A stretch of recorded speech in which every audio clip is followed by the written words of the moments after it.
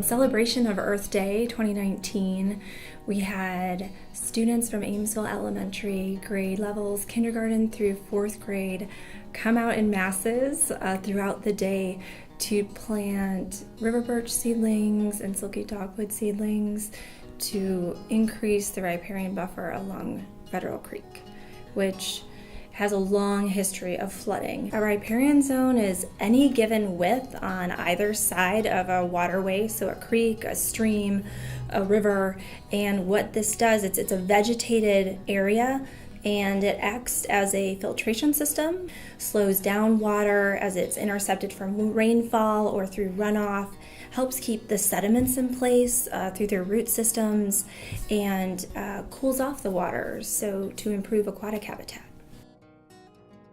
Federal Creek goes right through Amesville on the western edge of town. Since early 1900s, it's flooded 5, 6, 7 times. The biggest flood ever was 1998, 500-year flood.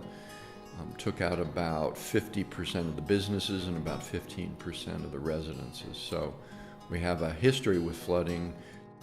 Recently, we were approached by folks at the Voinovich who said that they wanted to do a riparian area. They wanted to do that in conjunction with the Amesville Elementary School as a learning project.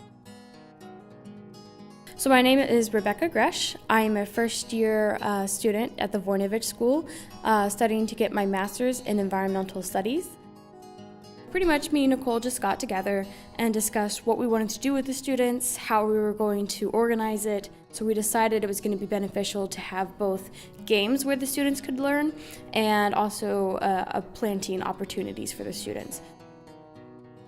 My riparian runoff race was an engagement to get kids interested and start thinking about flooding and how trees can actually slow flooding events. And I think it went really well. They seemed to enjoy it, but most little kids like to run around, so I can't really blame them. Younger children have an immense capacity to just listen and take it in, process it, and then pull it out in another situation where they're making a connection. When there are rain events and the school closes, the roadways flood, and understanding that trees could be one piece to reducing the time that flood occurs in rural Appalachia, I think is a really powerful message to send to maybe our burgeoning new agriculturalists. So the Voinovich School prides itself on interacting with communities. By interacting with communities, it helps us students, and the communities benefit as well because they're actually getting the help that they might need but can't necessarily afford. I've been at the Voinovich School for about 3 years now, and I fully grasp the commitment the school has to reaching out into our immediate and regional communities and global communities. I think we work very hard to fulfill needs of our local community partners in meeting them where they're at and knocking on doors looking for opportunities to collaborate. I think it's a win-win. You have undergrad and graduate students working on projects from energy to environment to public administration, a whole range of issues.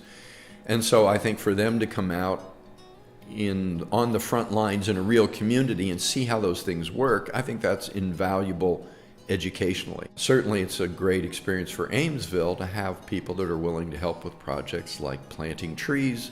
So those exchanges are fantastic, and I think it makes both the Voinovich, Ohio University, and Amesville better places by being able to have that exchange.